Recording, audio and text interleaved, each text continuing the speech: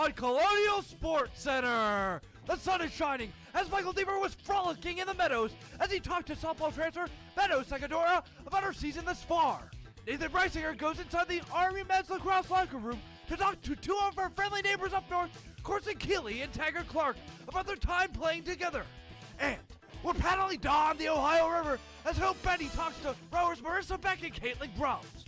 All that and more on a brand new episode of CSC. Hello everyone and welcome back inside the RMU-TV studios for another episode of Colonial Sports Center. As always, I'm Tyler Gallo alongside Colby Sherwin. And Colby, we have a plethora of sports at home for everybody, don't we? That's right, we have softball, lacrosse, and as Ethan was saying in that intro, rowing. Definitely an interesting show today. That's right, and softball was in action, their first Horizon League series of the season, Horizon League home series that is, as they took on the Cleveland State Vikings. Was it high seas, had good sailing for the Colonials. Take a look at the series. Start off with game one. Unfortunately, they fell in extra innings. Some bad calls and some errors really victimized them in this game. They fell 6-4. Becky Hiroski's two-run homer did not prove to be the difference, but was a big part of this game, Colby. That's right. Moving on to game two, the Colonials' luck was not in their favor again. 6-2, the final score. Vikings took that one.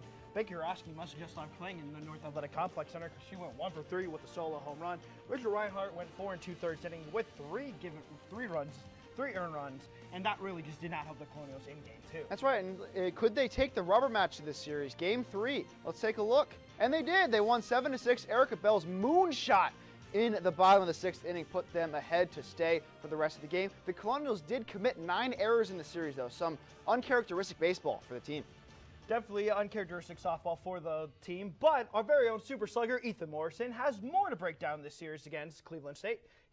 Ethan, take it away. This weekend, Army softball hosted their first Horizon League home series of the season as they took on Cleveland State in a 3-game set.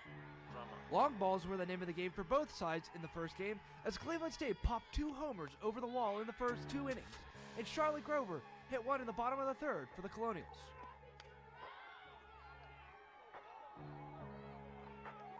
But errors cost the game for Robert Morris in game 1 as the second error came by Elena Cuccigiani when she threw one up the line, which allowed Cleveland State to take the lead once again off an obstruction call, then moments later on a single.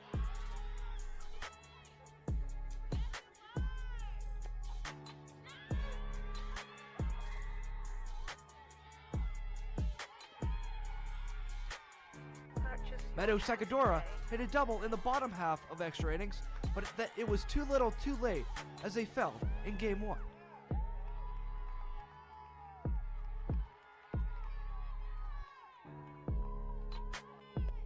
Game 2 was much of a repeat performance for Robert Morris in Game 1 as fundamentals were not on display in this one as throwing errors and base running mistakes cost the Colonials in this one.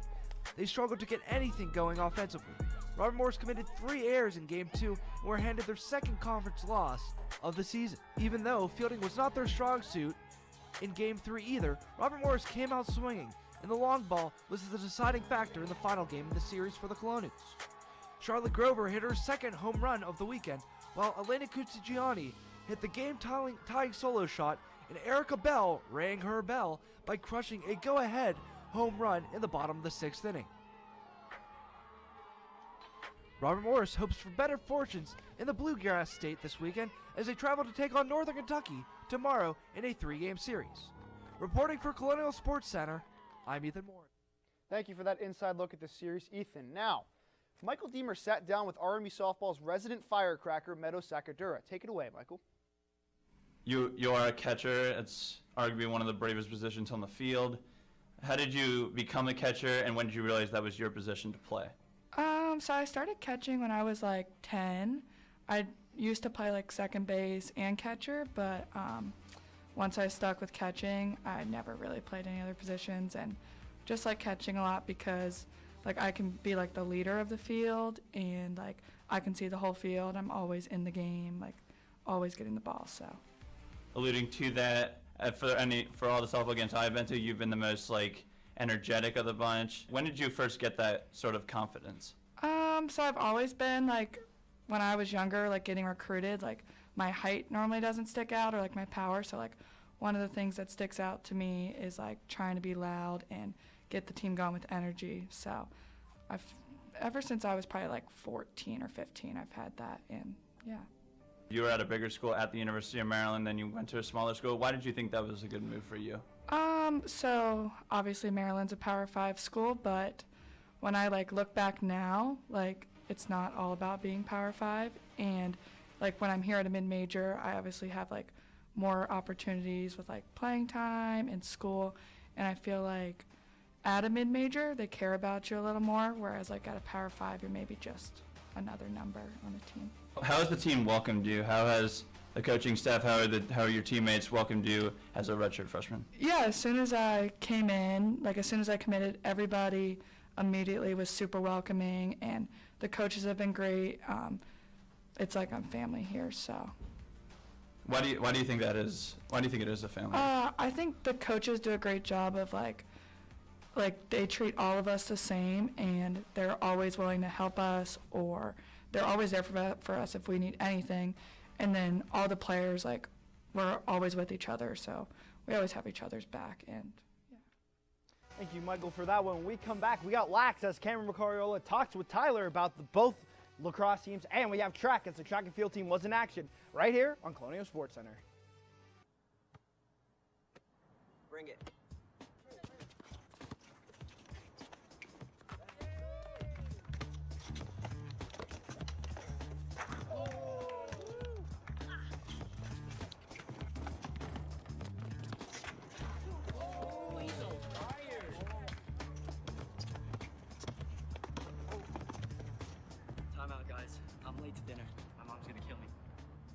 You guys later.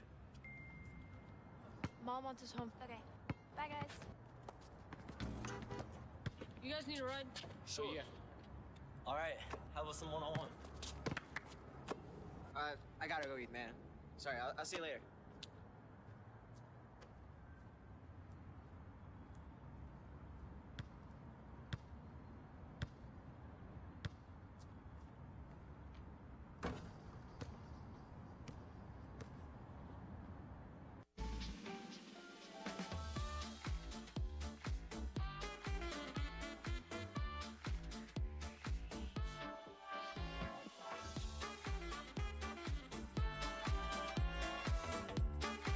Before we celebrate the freedom most Americans have, we must fight for the freedom all Americans deserve. Because all lives can't matter until Black lives matter. And we are back here on Colonial Sports Center. Now, the men's lacrosse team traveled up to Motown to take on the Titans. Could they escape singing some sweet music? Let's take a look. Starting things off here at Seaholm High School, home of the Maples. That's right, Seaholm High School in Birmingham, Michigan. Starting things off here. The Corson Keeley makes the defender pay early, 1-0 advantage for the Colonials. Now, Taggart Clark, look at this. He can juke in a phone booth, makes a nice move, and bounces one in. What a goal from Taggart Clark. We'll hear more from him later. Moving things forward once again, Clark one more time. He does it again. The Colonials are just running away with this one, 5-1 already, and getting back into this. You know, I learned how to sail over spring break. I believe that's a jibe. There's a nice little play there by Will Edenberring one, and now we're moving forward once again. Taggart Clark, he's going to emerge from the mist like a sailboat and score right there. Moving into the second half, Corson Keeley has the ball, and he absolutely rips one from the side. What another beautiful shot from the man, the myth himself. Moving things forward once again, it's going to be Aiden Bishop with a live wire from the outside. Troy Mercy not done yet, but James Leary rushing downfield. He finds a wide open Taggart Clark, keeping RMU in the lead. The advantage continues to push for the Colonials. Moving things down, it's another beautiful goal by James Leary. Final score of 12-5. The Colonials emerge victorious as the first game of the day at Seaholm High School. As Tyler was alluding to, the women's lacrosse team also took the 4-hour and 16-minute drive up to Detroit to take on the 1-9 Titans. Let's see how they fared in that one. First half now, as Tyler was saying, in Seaholm High School. Jenna Irwin's going to give it here to Jordan Anderson, and she's going to score. It looked like Julius Campbell and Bray Tier from Remember the Titans, if you will. Tyler, 3-1, moving on. Jenna Irwin's going to shoot, and she'll score, and that makes it 4-1 Colonials in that one. Just 10 seconds later, ring a bell here because Mackenzie Bell's going to score and make it 5-1 Colonials. Started to pull away here, but the Titans would not go away quietly as Maddie Cam surveys the defense here, sends a nice little pass here, and Annie Gilbert's going to bury it, and she's going to make it 8-5. Titans are clawing back. But Jerica Obi, she'll make sure that Colonials continue to grow their lead. She works hard to score and make it 9-5. Now we have a bit of a weird play coming up after this. A bit of an own goal. Are you confused by that? Because so was Jamie Keller. She let that one in. That made it 11-7. But the Colonials would continue to fight after the own goal, up 11-7 here in the fourth quarter, as Julia Kosovas would seal the game and make it 12-8. The Colonials would take this one. A very forgetful performance from the Titans, if you will. 13-8 Colonials in that one. And thank you for that look at that game, Colby. Now I'm here with our resident lax expert, Cameron Macariola. Cam, first off, thanks for joining me tonight. Thank you for having me, Tyler. That's right, and of course, so both teams were in action at Detroit Mercy. So we'll start off with the men's team. What were your takeaways from that game? The men's team played an excellent game. For their first game in the ASUN, it was their first time, new conference, and this was a good warm-up game for them, taking on Detroit Mercy, who's had a rough year so far, only 1-6, and they just dominated on defense, only allowing 1 goal in each quarter until 2 in the fourth quarter, and their transition game was just phenomenal. Every time they would just move up the field and then go right at the net and score. That's right. They really showed who was boss in this game. Now, later on, the game of the day was the women's lacrosse team, who also was in action at Seaholm High School, as we saw. So, what are your takeaways from that game? This game for the women's was not their best performance. This is not the MAC champs that, if they play like that again against Central Michigan or Youngstown, that's going to be a rough game. They went up 7-1 in the first half, but then in the second half, they would be losing by a score of 7-6. Yeah, it was really just an uncharacteristic performance from the team. Like you mentioned, if they play like that way against other squads this year that are a little bit better, they're not going to be able to emerge with a victory. Well, once again, Cam, thank you so much for joining me to talk about these games. And now we'll move on a little bit. There's a couple stars shine in the first game, Corson Keeley and Taggart Clark. Both of them actually had a connection outside of RMU before this. Nathan Brysinger takes a look. With several gaps left in the Robert Morris men's lacrosse offense entering the 2022 season, new producers needed to step in and fill that void. This season, that production has come from 2 electric goal scorers that have ignited the offense. Taggart Clark and Corson Keeley have led the way this season for the Colonials on offense, but their connection dates back years ago. The Clark-Keeley duo linked together when they played at Everest Academy in Ontario, Canada. Started playing out Everest. We both are attackmen, obviously, and then we continued that. We played 3 years together, I think, in Toronto Beaches Junior A. So yeah, we've had a long stint together. One of our box coaches that we both played for started a program there, so he got us to go there, and we went there my last year and then his last 2 years. Since their time at Everest Academy and playing against each other while growing up, Clark and Keeley have learned a lot from one another. Of course, has been like the guy wherever he's gone, and I've just been following behind him and just seeing that leadership style and the way he can score the ball. I mean, I've always just tried to keep catching up to him, and hopefully I'm getting closer to him, but yeah, I think that's just trying to follow in his footsteps kind of thing. And for me, it's just, seeing the effort and intensity Tags brings every day. He has some of the best hands I've ever seen, and he has the finesse and the goal scoring, but then just to see that intensity, like he's not afraid to go at anyone, where it's just like, I want to be able to put that into my game and be able to get out there and, compete like he does. Coming into the 2022 season, Keeley was selected as the preseason ASUN Player of the Year, whereas Clark was just another piece of the Robert Morris offense. At this point in the season, both players are in the top 25 in goals scored in the country. Clark currently holds the team lead with 30 goals, while Keeley sits 1 behind him with 29. However, both Keeley and Clark came into this season expecting to just play their game and help the men's lacrosse team win. I didn't really have much expectations coming into the season. This is really my first year being like a consistent starter, and so I didn't really have much expectations for myself. I mean, it makes my life easier when everybody's circling Corson on their scout, so it's been easier for me, but no, not much expectation, just playing my game and trying to figure that out. Yeah, again, I mean, just trying to, get a team. Thank you for that, Nate. Wow, now the show's going to keep on running along as the track and field team was in action earlier this week. Let's see how they fared in that one.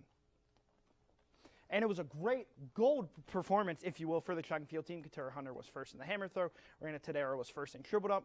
Maddie Raymond was first in the 100-meter dash. Lauren Chappell was first in the 100-meter hurdles. And Hannah McDaniel was first in the 400-meter dash. And Brooke Oldfin was first in the 200-meter dash. Now, also, our very own Bethany Naughton got third in hurdles as well, Tyler. Yeah, it's nice. A good performance once again from the track team at the midweek PR Bonanza. Now, when we come back, our local legacies will continue here on Colonial Sports Center, and Aiden Dine sat down with Mason Gray here on Colonial Sports Center. When I first saw Turtle, my heart was full. Now anything but lonely. We have this deep connection, this heart connection. He just wants to be close to you and part of your life. Every day with Turtle is a perfect day. When I'm holding her, it makes me feel calmer. I think everything he does shows how much he loves us. When we adopt a shelter pet, we discover they're a little bit of a lot of things. But they're all pure love. If I could go back and change it all, I would. I think I'm gonna miss you the most. I'm sorry. I'm so sorry. I'm so sorry. Or maybe it's just the little moments. If I could go back and change it all, if I could go back, I would. But I can't.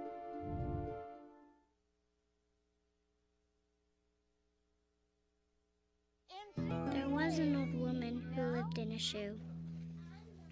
She had so many children, she didn't know what to do.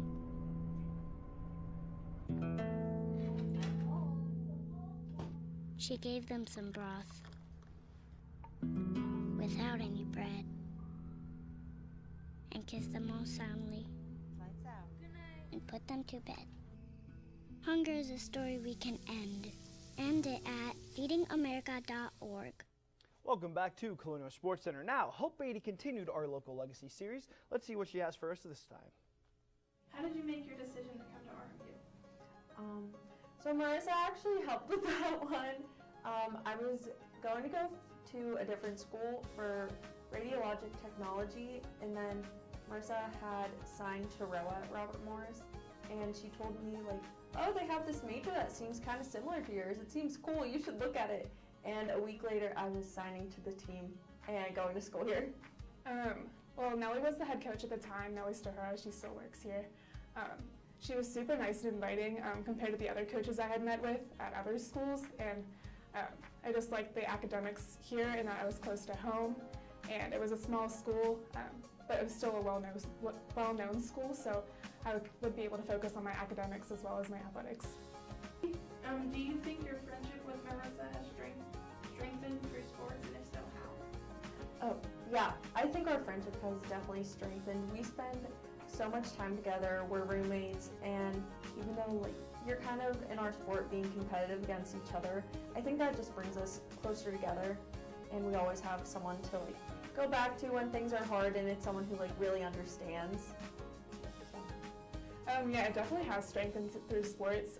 We weren't really friends at the beginning of high school, so once she had joined the team, got to know her a little bit more, and especially when she decided to come to RMU also, I think our friendship had grown a lot more in that aspect, especially we were roommates since sophomore year here, so I think our friendship has grown exponentially since high school. How important is teamwork throughout the event? It's absolutely crucial. You have to be able to trust each other because you are going backwards. You don't really know where you're going, and you have to rely on everyone in the boat to do their job and do it well, and just know that you're trying your best and that they're trying their best, and it just makes everything go a lot smoother. Thank you so much for that, Hope. Now moving to a considerably less wet sport, Mason Gray recorded 100 total tackles in his lone season at RMU.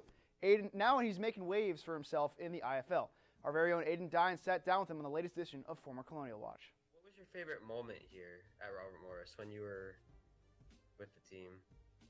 Definitely that game versus Duquesne when I got 2 interceptions and a forced fumble. Just because the atmosphere, it was a lot of fans there. Leading up to the game, it was a lot of trash talk coming from Duquesne. It was a lot of press. So that was probably one of the biggest games for me. After the season ended here, what was your next focus? Like, just once the season ended? Definitely NFL. So when the season ended, I went back home, started training for the NFL, and a couple days before everything, COVID hit. So a lot of things got canceled, a lot of visits got canceled, CFL tryouts, pro day got canceled. So after that, it was kind of a bummer because I couldn't show what I wanted to and what I was training to do. So after that, I ended up going into contracting work with my best friend's dad. He owns a contracting company. So I was flipping houses, doing interior work. I did a basement from scratch. So it threw off my whole plan and process. But I got the opportunity to join the IFL, so that helped out a little bit. But it was definitely NFL. That was definitely my focus coming out of college, because I felt I was, or I know I'm good enough to be there. So how did you find the IFL? That's a funny question. I was actually working on a basement, and one of my CFL liaisons, he had contacted me and told me, he was like, if you're not done playing football, you might want to look into the IFL to get some film so you can possibly go up to the next level, so you can show the guys that you're still capable of doing it and you're still ready and willing to go. So I told my agent, and then maybe a week and a half later, probably 2 weeks before the IFL season started, I got a call from the Green Bay Blizzard head coach, and he gave me the opportunity, and I was like, yeah, I'm ready to go. Thank you for that, Aiden. Now, if you want to see more former Colonial Watch or your local legacies or so much more, you got to check out colonialsportsnetwork.com. The writers and videographers over there have you covered for everything RMU sports, from the softball team, track team, and rowing team, and so much more on colonialsportsnetwork.com and on Twitter at RMU_CSN. That is absolutely right, Colby. Now, there's the rest of the show in store. We'll be back faster than you could say Elena Kutsagiani. Stick around.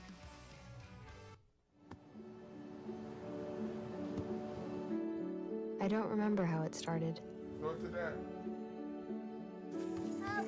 Our back and forth. It always came back.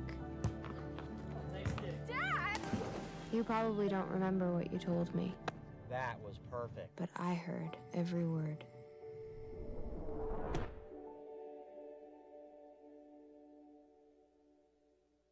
There's so many rewards in life. You coming into our home was one of the greatest rewards we could have ever had. It took 20 years, and I got my third child, who was 17 at the time.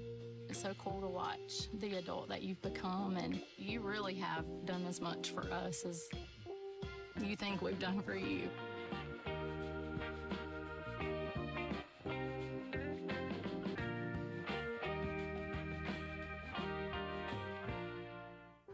Most of my family, they never graduated high school or even let alone go to college, so I'm trying to break that barrier.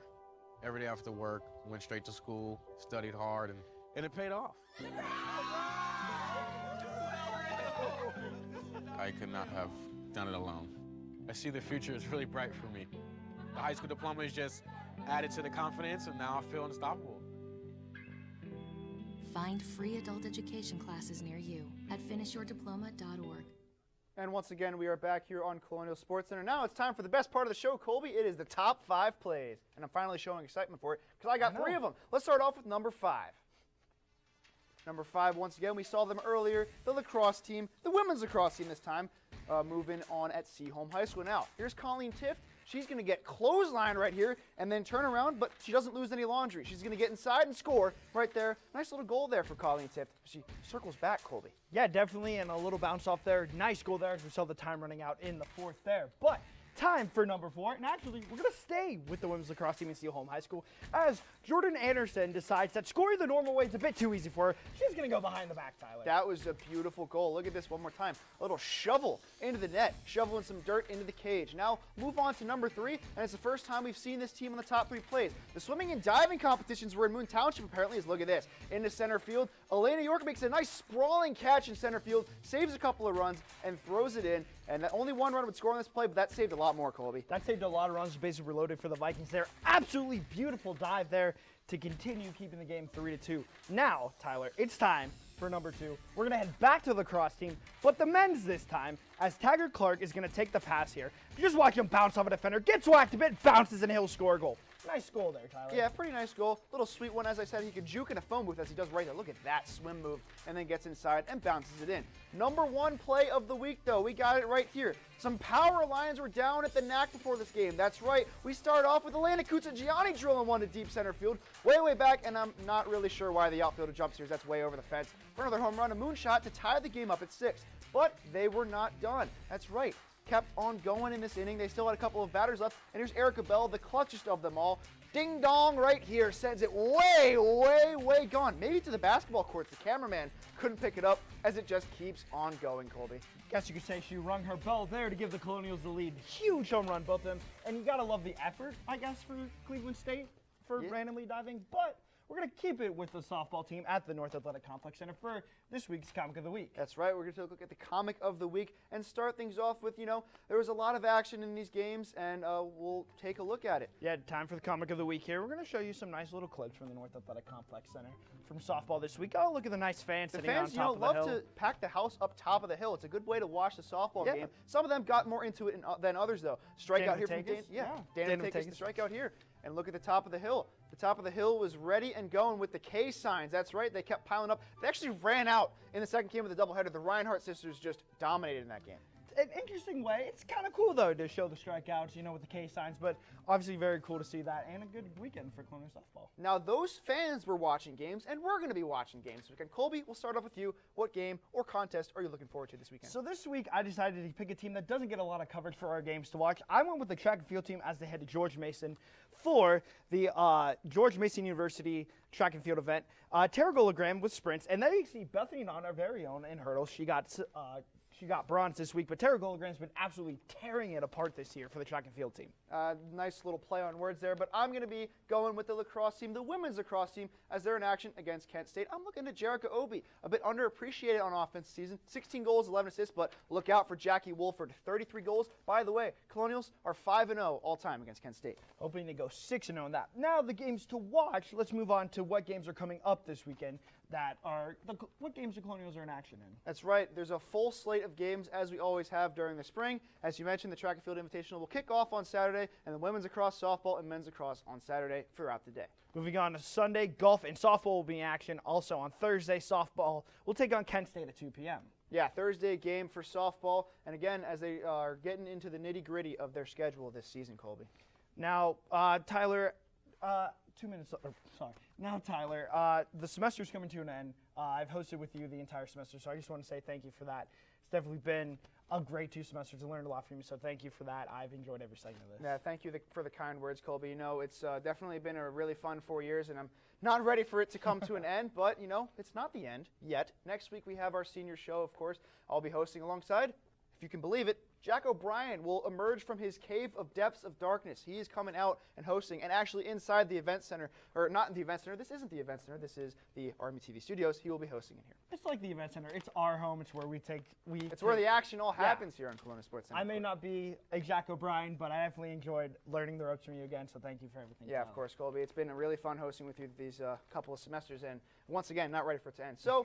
As all the teams are in action this weekend, we didn't really talk about softball. It takes on Northern Kentucky. What are you looking forward to in these games? I just hoping to continue for the bullpen, maybe to step up a little bit more. We saw them kind of fall apart this weekend or last weekend against Cleveland State, but the freshmen and sophomores have really been huge for this team. That's right. Cleveland State actually beat Northern Kentucky last week, just 2-1 in their final game, I believe it was. So we'll see if these are more even matched games. Although the Colonials shot themselves in the foot in the first 2 games of the series. Definitely shot themselves in the foot, clean up the errors a lot, but I think they can. It's also we had some news today as there's a new assistant volleyball coach this season, Tilde Yagul. Excuse me, I don't want to say that and mess it up, but she comes from James Madison and also was at Eastern Mennonite University, joining Danny Doherty's staff. A really good coach that's joining the team, and he was really excited for her to join. He was expressing his appreciation for her on Twitter. Definitely a huge pickup. Maybe the volleyball team can pick it up a little bit more in the Horizon League. I think Danny Doherty's a much more player-centric coach. They seem to like him so much more, and I think that's huge for this team. That's right. Tilbe Yagliolu is her name. I just, recalled it for a second there. But But again, you know, really good show today. And also we have a great show, a heart-wrenching show in store for you next week once again. For Colby Sherwin, I've been Tyler Gallo. And for everyone upstairs and downstairs, this has been another episode of Colonial Sports Center. And one more time, we will see you next week for the final episode of Colonial Sports Center.